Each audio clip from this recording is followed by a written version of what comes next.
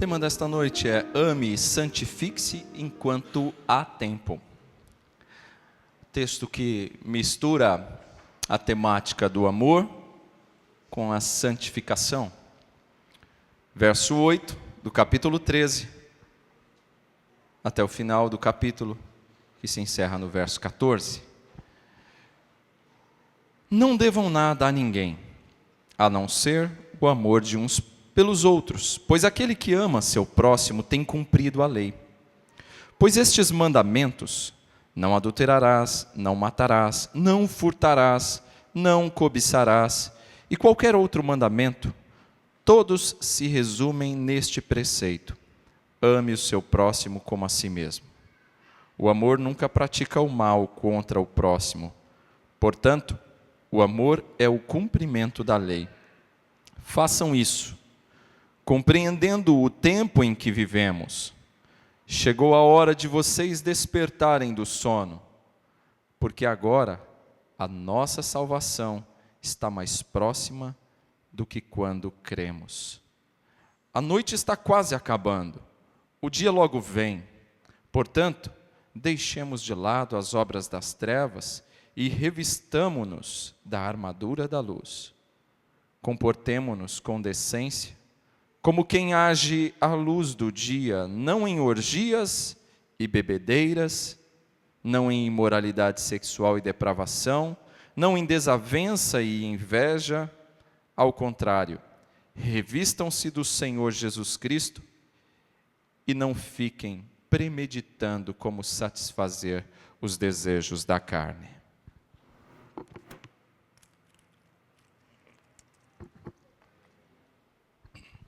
Meus irmãos, esta passagem é uma passagem que ficou bastante famosa depois que alguém chamado Agostinho a leu. Agostinho é um dos principais homens da história cristã. Agostinho, chamado também de Agostinho de Hipona, ou Santo Agostinho.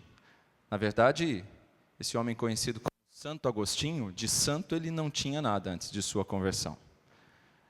Agostinho era um homem que levava uma vida devassa, uma vida cheia de imoralidade e muitas coisas comuns a homens bastante mundanos do nosso tempo.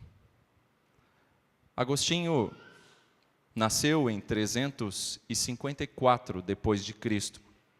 E por isso eu disse que ele é um dos grandes e muito importantes homens de toda a história e que vai influenciar a mentalidade, o pensamento teológico de muitos reformadores. Agostinho viveu por cerca de 31 anos essa vida devassa. E durante todo esse tempo, sua mãe, Mônica, orava e chorava aos pés de Cristo pela sua conversão. Acontece que num determinado dia, no jardim de sua casa, sentado num banco, bastante confuso, Agostinho vivia um período da sua vida onde ele estava em guerra consigo mesmo, em guerra com Deus, como os homens sem Cristo vivem. E Agostinho, então, se levanta daquele banco, vai deitar-se debaixo de uma figueira, quando passam algumas crianças gritando e brincando e dizendo: tome lege, toma e lê, toma e lê. Agostinho volta até o banco e pega ali algumas cartas, um texto das cartas de Paulo. Ele então abre aquele documento e ele lê as palavras da parte B do versículo 13, que nós acabamos de ler, e do verso 14. Não em orgias e bebedeiras, não em imoralidade sexual e depravação, não em desavença e inveja. Pelo contrário, revistam-se do Senhor Jesus Cristo e não fiquem premeditando como satisfazer os desejos da carne. Foi essa passagem, e mais as constantes orações da mãe de Agostinho, uma crente muito devota, Mônica, foi a palavra aplicada pelo Espírito Santo ao coração de Agostinho que o levaram à conversão. E vai transformar esse homem, com quase 32 anos, de uma vida imoral, num santo homem de Deus, num homem que vai ser extremamente usado na história do cristianismo. Agostinho foi então convertido a partir daí, em 386, depois de Cristo, à fé cristã. Meus irmãos, nós percebemos o quanto esse texto foi importante na história de Agostinho e é ainda hoje. Como ainda hoje Deus fala à sua igreja, Deus fala conosco, através da carta aos Romanos. Esta que é uma das principais cartas que nós temos na Bíblia, onde nós temos esboçado muitos assuntos importantes, muitas doutrinas cristãs essenciais à nossa fé. Quando nós observamos aqui, a partir do verso 8 até o 10, nós temos uma exortação do apóstolo Paulo. Ele diz: não devam nada a ninguém, a não ser o amor de uns pelos outros. Pois aquele que ama seu próximo tem cumprido a lei. Vamos, antes de avançar e ler os próximos versículos, vamos entender este aqui. Não devam nada a ninguém. Meus irmãos, este texto tem sido interpretado por alguns como para defender a ideia de que o crente não pode usar cartão de crédito, não pode financiar imóveis, tomar empréstimos, financiar veículos, essas coisas, não deve fazer prestações. Alguns dizem fazer dívidas. Mas veja bem, fazer prestações não quer dizer necessariamente fazer dívida. É fazer um contrato.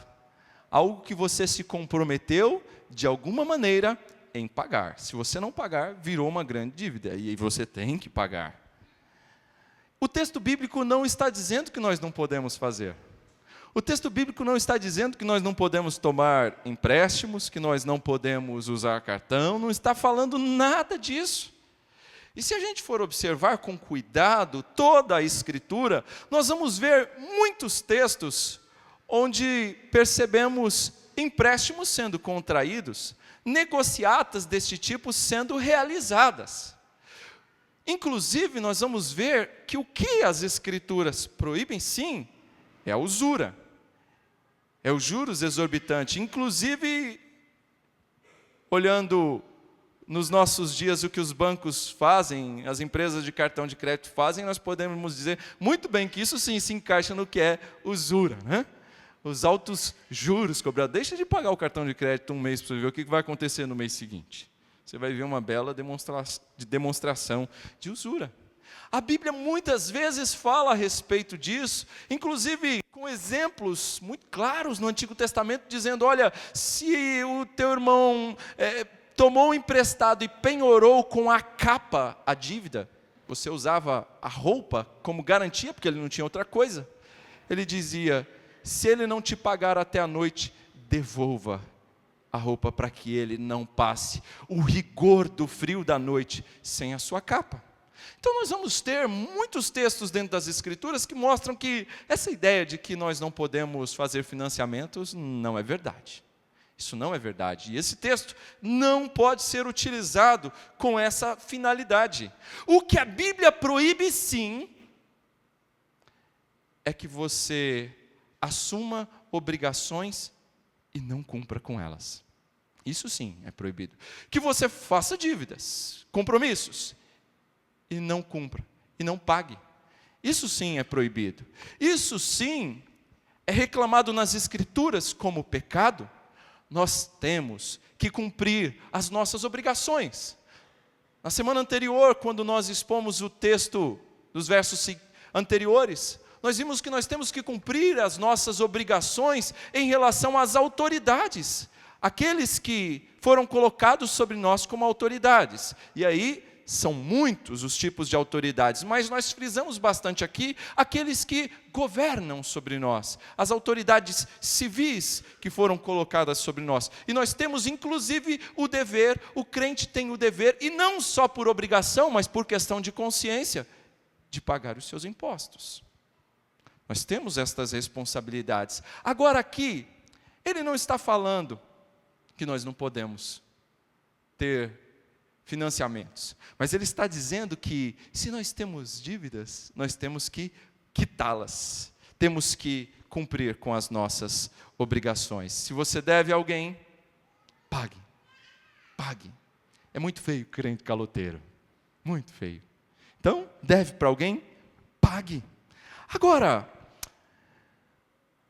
esse texto está nos mostrando aqui algo mais essencial. Ele traz a regra de ouro para nós. Ele nos mostra a regra de ouro do cristianismo, que é não fazer ao outro aquilo que não desejamos que seja feito conosco. Você gosta de emprestar algo a alguém e depois esse alguém não te devolver? Gosta? Não. Tenho certeza que não. Assim também, não deva nada a ninguém. Cumpra com as suas responsabilidades, pague o que deve, e mais, pague no prazo. Agora, isso chama a nossa atenção, Paulo quer chamar a nossa atenção para a regra de ouro do Senhor Jesus, de amar o próximo como a nós mesmos. Essa é a regra de ouro, amar o próximo como a nós mesmos. Nós falamos de dívida, não é? E é certo que o texto aqui está falando de uma dívida perpétua, de uma dívida que nós não temos como pagá-la. Até o fim da nossa vida, desse lado de cá do céu, nós não conseguiremos quitar essa dívida, que é uma dívida de amor para com o próximo. E mais, ninguém está excluído desta dívida. Você pode pagar a sua dívida no banco, e você deve fazer isso, você deve ao banco. Você pode pagar as prestações da sua casa, e eu sei que muitos de nós vamos ficar aqui até o fim quase da vida pagando as prestações da casa. Mas você não consegue pagar até o fim da sua vida a dívida de amor para com o próximo. Essa dívida você não vai conseguir quitá-la até o fim. Sabe por que nós estaremos sempre aquém das exigências divinas? Sempre. E não vamos conseguir quitar essa dívida de amor para com o nosso próximo. O apóstolo Paulo vai fazer agora, a partir do verso 9, uma conexão deste dever. Quando eu falo de dever, eu estou falando de dívida, de amar com os mandamentos. Olha o que ele diz no verso 9. Pois estes mandamentos, não adulterarás, não matarás, não furtarás, não cobiçarás, e qualquer outro mandamento, todos se resumem neste preceito: ame o seu próximo como a si mesmo. O amor não pratica o mal contra o próximo, portanto, o amor é o cumprimento da lei. Paulo está fazendo essa conexão do amor ao próximo com os mandamentos. Ele diz que os mandamentos se resumem no amor ao próximo. Amar o próximo como a nós mesmos. Veja bem, vamos lembrar um pouquinho dos mandamentos? Nós temos os 10 mandamentos entregues ao Senhor por Moisés em 2 tábuas. Alguns vão defender que estas 2 tábuas, elas continham 4 mandamentos numa tábua e 6 em outra. Esses 4 primeiros mandamentos, tratando de obrigações nossas, deveres nossos, mandamentos relacionados a Deus, como não ter outros deuses, não fazer imagens, objetos para adorá-los, cometendo assim idolatria, honrar o nome do Senhor, não tomar o nome do Senhor em vão, consagrar o dia do Senhor, o sábado santo, o nosso domingo, ao Senhor, como reforçamos hoje pela manhã. Agora, a segunda tábua falava de obrigações, mandamentos, deveres em relação ao nosso próximo. E aí, esses deveres, eles podem ser resumidos em obrigações relacionadas ao casamento, à santidade na vida, às posses, a dizer a verdade e por aí vai. Não cobiçar as coisas dos outros, né? E por aí vai. É certo que essa divisão é uma questão que estudiosos defendem isso. Nós não vimos estas tábuas e existem pessoas dizendo, outros estudiosos, que possivelmente 2 tábuas era porque antigamente uma aliança, um acordo, uma duplicata, um documento importante, ele era firmado em 2 vias, de modo que um ficava com cada parte. E aí então, muitos vão defender que estas 2 tábuas continham cada uma delas, os 10 mandamentos em cada uma. Veja, meus irmãos, o que importa para nós é que Paulo quer mostrar para nós que estes mandamentos que firmam, estabelecem obrigações para com o próximo, são resumidos num só dever: ame ao próximo como a si mesmo. Cumprindo isso, você está cumprindo a lei. Você cumpriu a lei do Senhor. Ame ao próximo e você estará cumprindo a lei. Irmãos, o empenho de quitar dívidas e prestações, como por exemplo da casa, né? Ele, num dado momento da nossa vida, pode parecer até uma tarefa frustrante, não é? Você paga, 5 anos, 10, 15, parece que não acaba, né? 35 anos, às vezes quase a vida inteira pagando. Parece frustrante até em algum momento.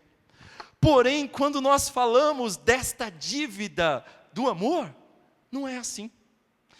Quando se refere ao pagamento da dívida do amor, este pagamento ele vem acompanhado de bênçãos à medida que nós procuramos nos desincumbir desta obrigação. E quais bênçãos são? Quando nós começamos a buscar cumprir as Escrituras, amando o próximo. Essa ação vem acompanhada de bênçãos. Primeiro, a satisfação de saber que você está fazendo bem para o próximo. Quando você ama, o seu coração se enche de satisfação. Por mais que lhe doa em algum momento, mas você sabe que está fazendo bem. Isso é gratificante. Isso é bom para a nossa alma, saber que estamos fazendo o bem. Segundo lugar, é bom porque quando fazemos isso, nós temos certeza de que somos salvos por Cristo, de que fomos amados por Cristo. E o que nós estamos fazendo é só um reflexo, é só um replicar desse amor que nos alcançou, desse amor que nos habilitou a amar também. A Bíblia diz: nós só amamos porque Ele nos amou primeiro. Quando nós amamos assim, é bom. Nosso coração se enche de convicção de que estamos em Cristo, de que amamos a Deus de fato. E a terceira bênção que vem acompanhada quando você pratica o amor, é a convicção de que você está fazendo o que Deus deseja que você faça.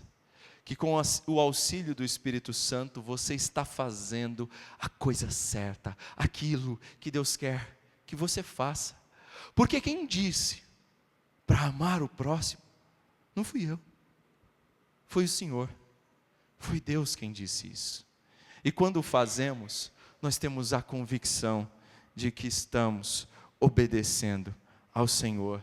Estamos fazendo isso não para conquistar o favor do Senhor, mas estamos fazendo isso movidos por gratidão e inclinados pelo Espírito Santo. Ou seja, estamos cumprindo a sua lei. Aquele que ama, cumpre a lei. Se as nossas decisões, meus irmãos, se as nossas decisões de como tratar os outros, fossem motivadas pelo amor a Deus, nós poderíamos ficar muito tranquilos em relação às exigências da lei. Porque aquilo que a lei exige é uma manifestação da vontade de Deus. A lei, os 10 mandamentos, eles refletem a vontade de Deus para o seu povo. E quando nós amamos, nós estamos obedecendo a lei. Estamos obedecendo a Deus. E não precisamos nos preocupar com a lei quando fazemos isso. A regra de ouro aqui é: ame ao seu próximo. E você estará amando a Deus. Ame a Deus. E se você ama a Deus, você ama também o seu próximo. É por isso que o mesmo Agostinho, que eu me referi no início, ele é famoso por citar uma expressão. Ele dizia assim: ame a Deus e faça o que você quiser. A gente pode pensar, peraí, ame a Deus e faça o que quiser? Mas se você entender a profundidade dessa expressão, se você ama a Deus, quem ama a Deus, João vai dizer por diversas vezes no seu evangelho, quem ama, obedece os seus mandamentos. Quem ama a Deus, obedece os seus mandamentos. Lê lá o capítulo 14 e 15 de João, que você vai ver lá pelo menos 2 vezes essa expressão sendo citada. Quem ama a Deus, obedece os seus mandamentos. Então o que Agostinho está dizendo aqui é nada mais, nada menos que, se você ama a Deus, você vai fazer o que lhe agrada. E fazer o que agrada a Deus implica em fazer aquilo que está revelado na lei. E fazer aquilo que está revelado na lei implica em amar o próximo. Amar o próximo. Não tem outro jeito, não tem outra forma. A regra do amor é essa: ame a Deus e faça o que o amor de Deus exige em cada situação. E Deus exige que amemos o próximo como a nós mesmos. Assim. E se você ama o próximo como a si mesmo, você não vai adulterar. Você não vai cometer adultério. Porque você sabe que o adultério é odioso para com o nosso próximo. O adultério é odioso também quando é cometido contra nós. O adultério destrói famílias, destrói amigos, destrói pessoas. Por isso, se você ama o próximo, você não quer saber de adultério. Quem ama o próximo vai respeitar as suas posses. Quem ama o próximo não trata as coisas dos outros assim, deixa estragar, não é? Às vezes eu vejo cuidado para com as coisas aqui na igreja com muita preocupação, irmãos. Eu vejo como as coisas da igreja às vezes são cuidadas e eu fico preocupado. Parece que algumas vezes, não tem problema não, é da igreja. E não é assim. Com relação às coisas dos outros, também não pode ser assim. Aquele que ama o próximo, não olha para as coisas do próximo achando, deixa estragar. Não é assim. Você faria assim com as suas coisas? Você faria assim com as suas posses? Seu carro, deixa quebrar, deixa estragar. Quem ama o próximo, busca proteger as suas posses. Quem ama o próximo, não fica manchando a imagem dos outros. Não é? Você gosta quando as pessoas falam a seu respeito algo que não é verdade? Quem ama o próximo não fica espalhando boatos a respeito da vida dos outros. Quem ama o próximo não fica criando intriga entre as pessoas.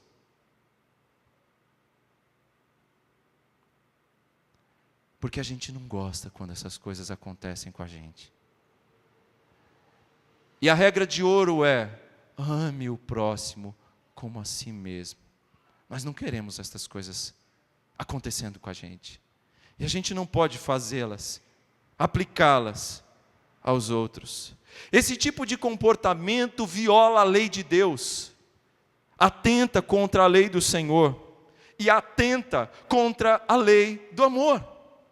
Isso não é demonstração de amor para com os outros, para com o próximo. Nós não desejamos que façam isso conosco. e não podemos replicar isso com os outros. Se amamos o nosso próximo, nós não o roubamos, nós não o furtamos, nós não o caluniamos.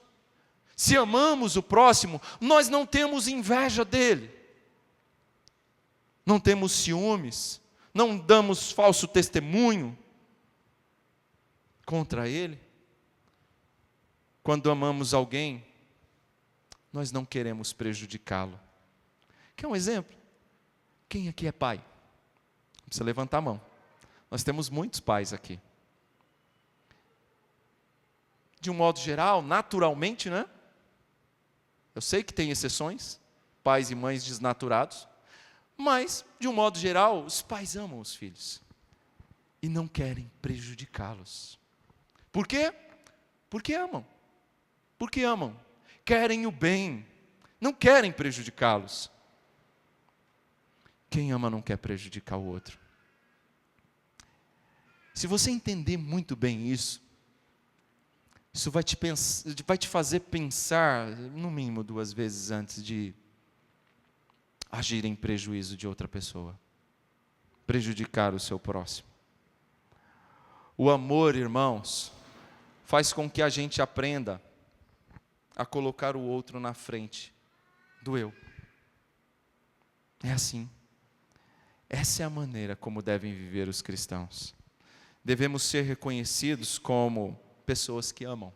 Devemos ser reconhecidos pelo amor. Eu já disse isso aqui em alguma outra ocasião, não faz muito tempo.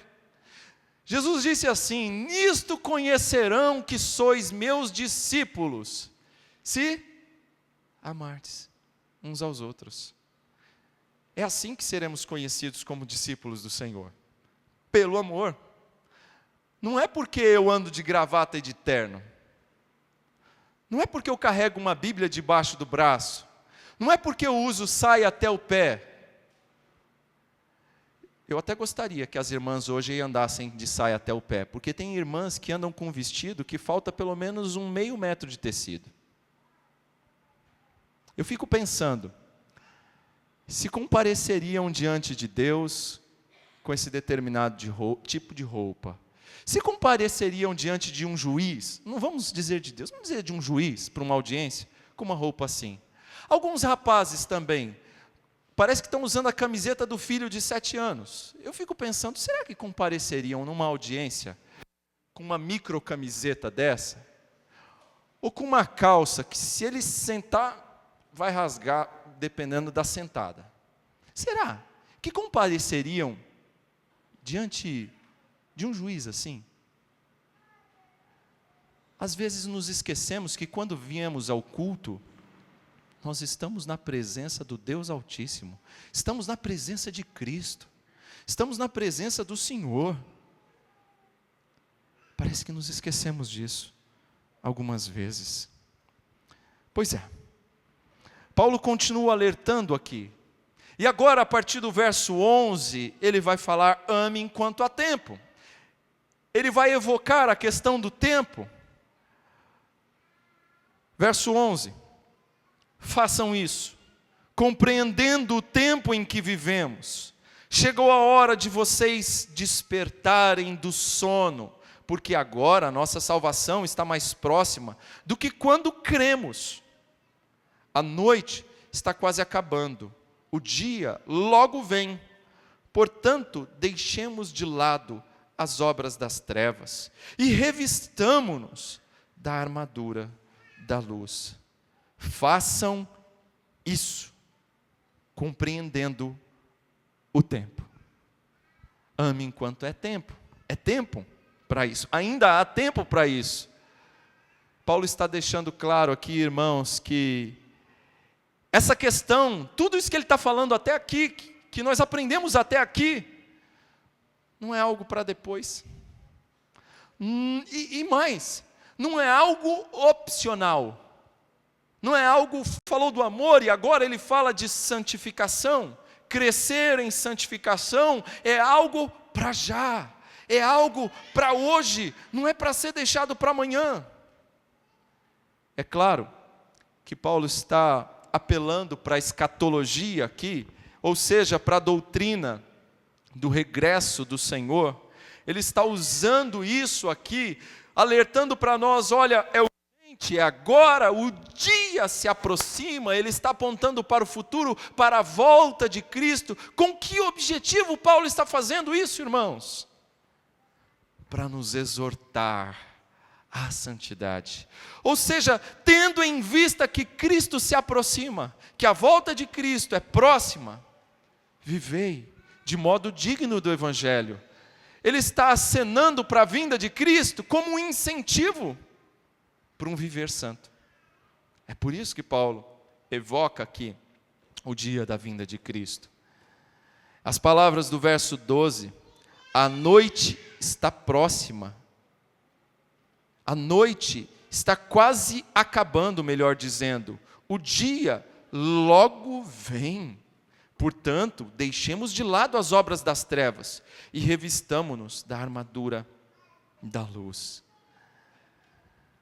Veja, irmãos, as palavras aqui do verso 12 indicam que para o povo de Deus, essa presente época, este tempo em que vivemos, é comparado ao tempo de trevas, tempo em que lutamos dia e noite contra o pecado, tempo de muita perversidade e maldade. Mas Paulo está dizendo, este tempo se aproxima do fim. E a era infinita, a era eterna de luz, de santidade, de alegria, está perto.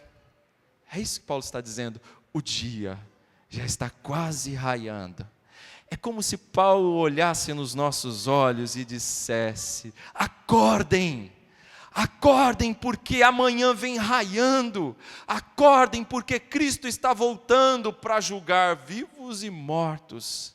Então, viva de forma coerente com essa expectativa, viva de forma coerente com a expectativa de que Cristo já está às portas.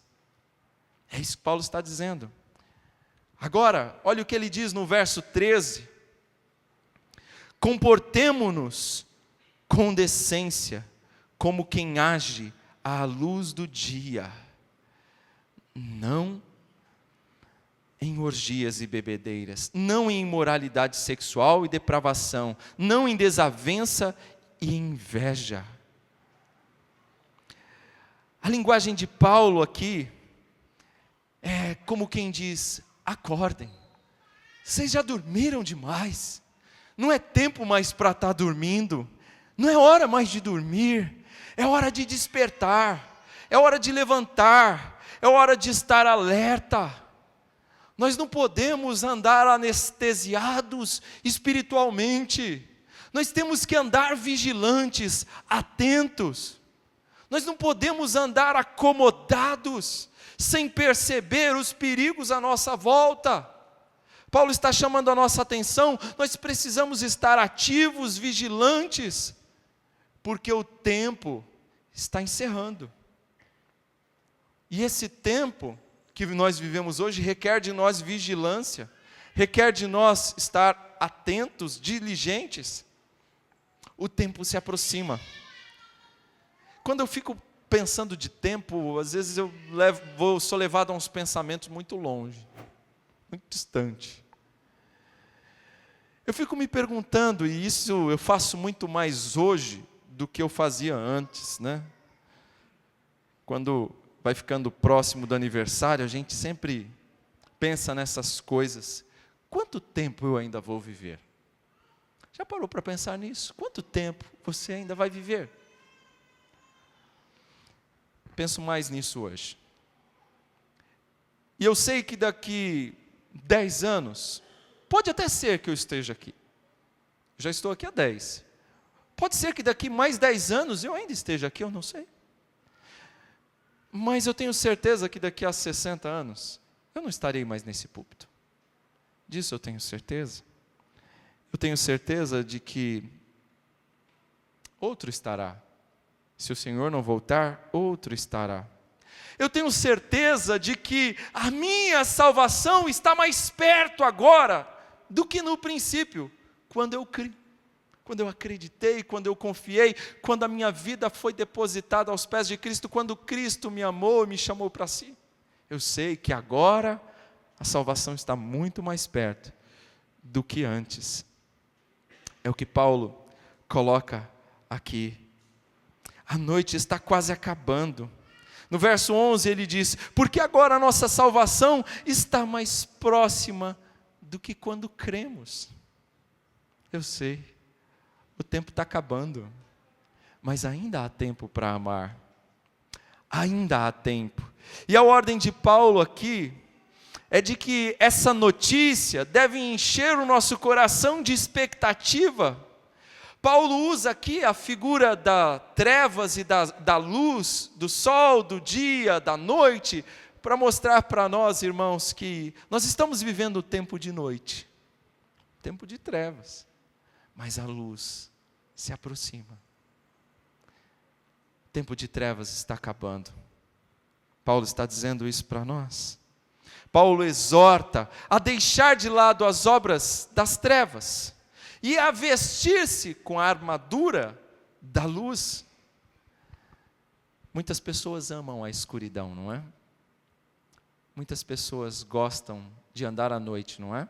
Principalmente os bandidos gostam de agir à noite. E por quê? Porque isso dificulta de que sejam vistos. Muitas pessoas agem assim, como se andassem de noite, como se não estivessem sendo vistos. Não gostam do dia, não gostam da luz, porque a luz os expõe. Muitos não gostam da palavra de Deus, como o presbítero Rômulo, já estou promovendo ele a apóstolo, presbítero Rômulo aqui. Não gostam da palavra de Deus, por quê? Porque ela nos expõe, ela mostra os nossos defeitos. É como aquele espelho lá do teu banheiro que mostra quando você acorda de manhã todo descabelado. É assim, expõe os nossos erros, mostra os nossos defeitos. Muitos não gostam da palavra de Deus por isso, porque ela mostra os nossos defeitos, ela condena os nossos erros. Ela é como luz que ilumina trevas. Na plenitude da luz do dia, nós somos conhecidos. Na plenitude da luz do dia, nós somos conhecidos como realmente somos. Como somos, não como desejamos. Ou seja, irmãos, o que Paulo está querendo dizer para nós aqui é que nós devemos ter um comportamento decente. A nossa postura deve ser uma postura correta, equilibrada, como se nós estivéssemos andando à vista de todos, fazendo, agindo à vista de todos, à luz do dia e não à noite.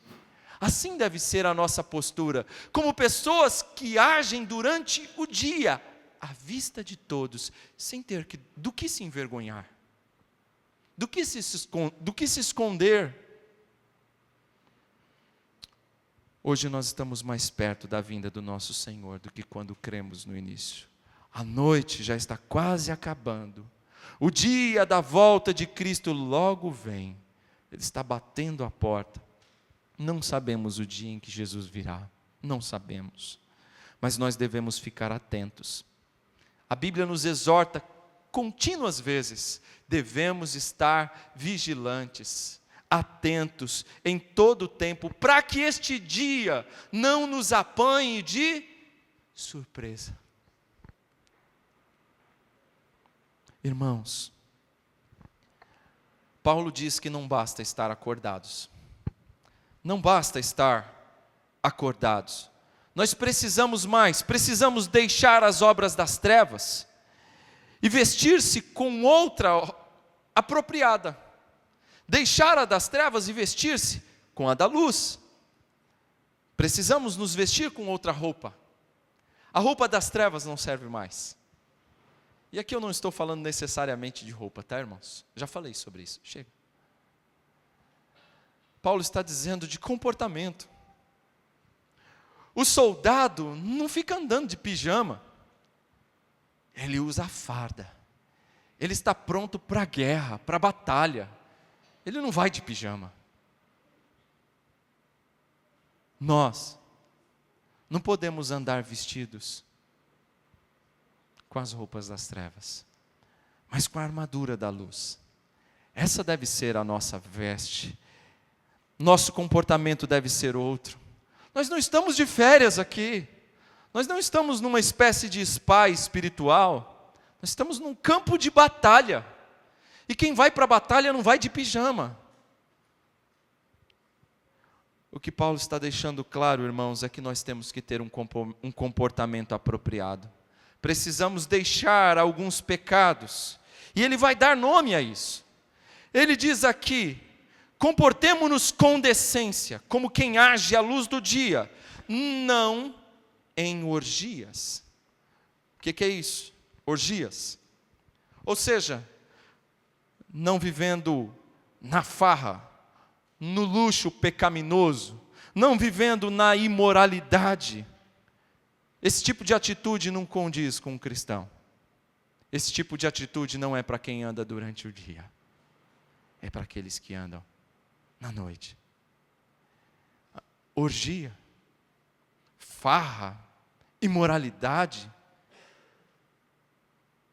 Isso não é ambiente para crente, não. Isso não é postura de crente, não. Paulo está dizendo: não andem em orgias e bebedeiras. Bebedeiras. Ou seja, aqueles que vivem se embriagando, que vivem se enchendo do vinho e não do Espírito, não é? Tem crente assim ainda hoje, aliás, que dizem-se crente ainda hoje e vivem embriagados. Que testemunho é esse?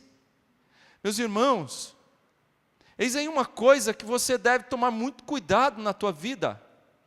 O vício da bebida é algo que destrói não só a vida da pessoa que bebe, mas da família inteira. Da família inteira. E muito cuidado com aquela história de eu bebo socialmente, eu sei beber, muito cuidado com isso. Porque esse vício é uma coisa assim, um gole chama outro copo, e um copo chama dois, e dois chama uma garrafa, e uma garrafa chama três, e daqui a pouco está embriagado. Um abismo chama outro abismo. É assim.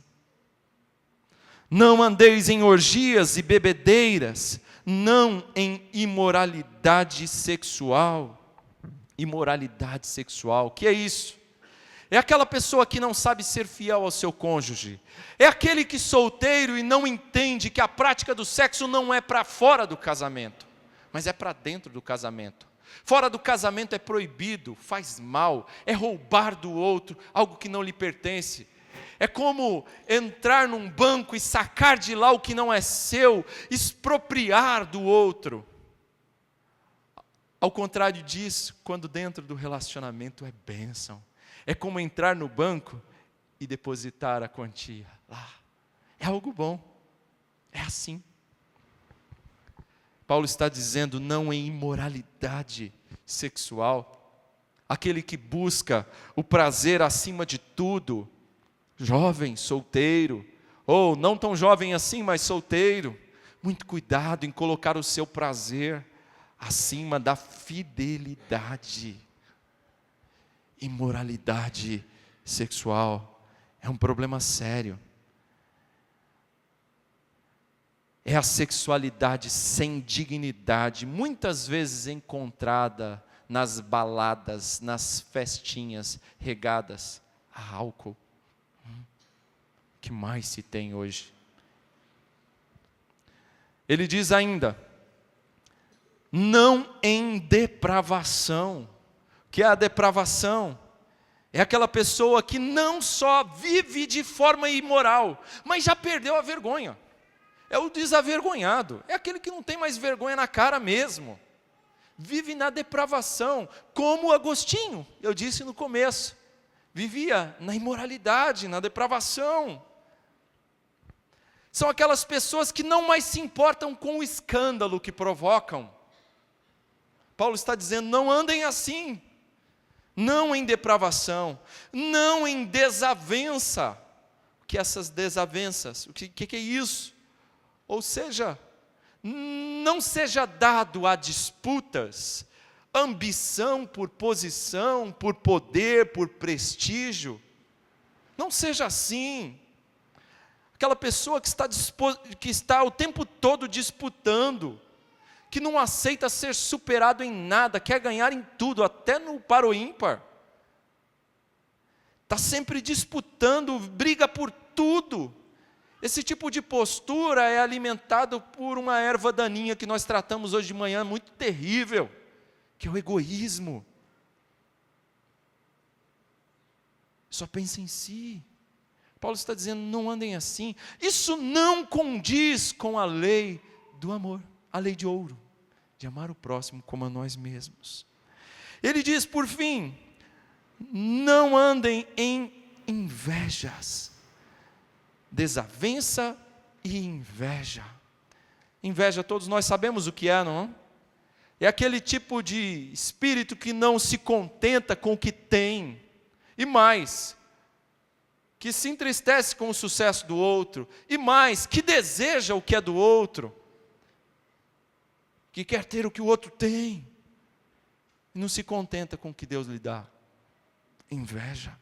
Paulo está dizendo, comportemo-nos com decência. Não basta só se afastar do que é mal, mas eu preciso praticar o que é bom. Eu preciso, mais do que isso, eu preciso de me vestir do Senhor Jesus Cristo.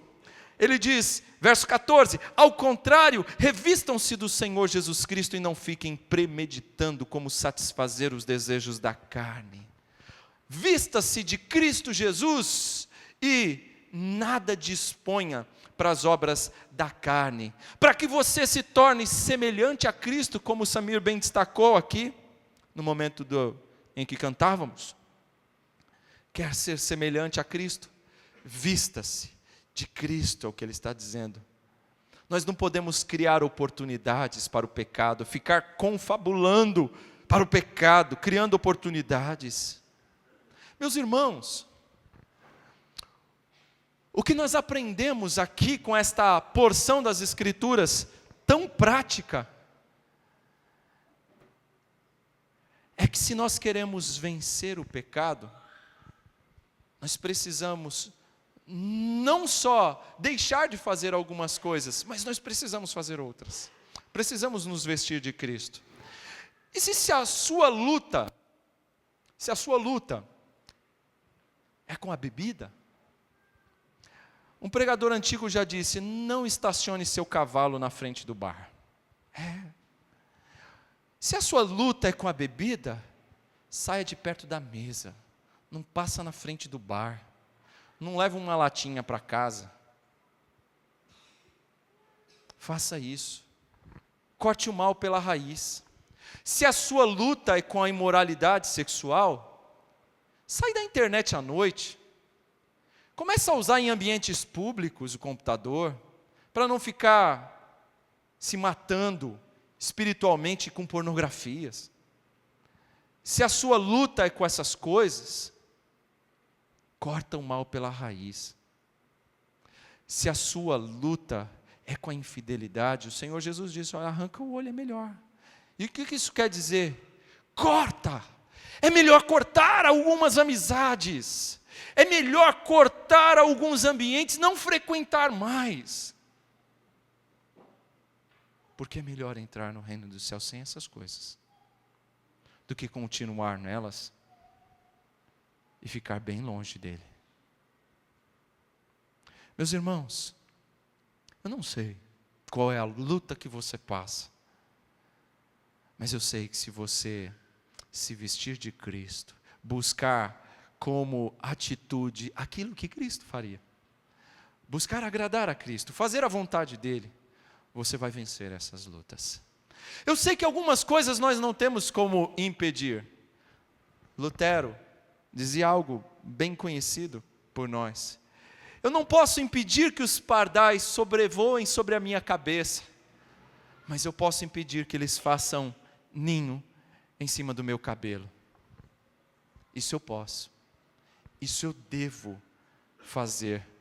Paulo encerra dizendo para nós: nada devemos dispor para acomodar nossos desejos pecaminosos. Não faça coisas que te disponham para acomodar-se no erro. A palavra de Deus vem para nós para isso. A palavra de Deus veio para mim esta semana para isso. Vem para você para isso. Não para nos acomodarmos, mas para sermos corrigidos, para nos dispor, para que a nossa alma se revista de Cristo e andemos em plena luz e não em trevas. Amém?